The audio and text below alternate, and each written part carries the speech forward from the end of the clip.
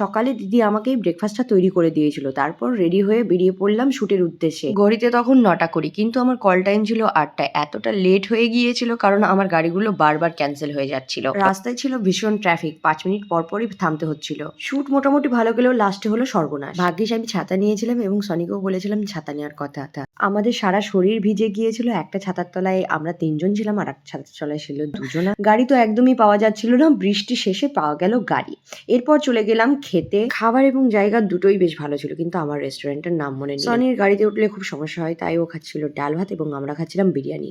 এত বাজে রাস্তা দিয়ে গেলাম আর একটা শুটের লোকেশনে। আজকের মতন প্যাক আপ, কিন্তু কাল সকাল 4টেতে আমাকে বেরোতে হবে। আমি জানি না আমার আউটকামটা কেমন আসবে, তবে আমার ফটোগ্রাফাররা ছিল ভীষণ হার্ডওয়ার্কিং। আমার ফটোগ্রাফাররা থেকে গেল সুদপুরে, দেন আমাকে ড্রপ করতে এলো সনি। তারপর আমার শরীর আর কাজ করছিল না। পরের দিন 4টায় বেরোতে হবে এটা ভেবেই আমার মাথা খারাপ হচ্ছিল।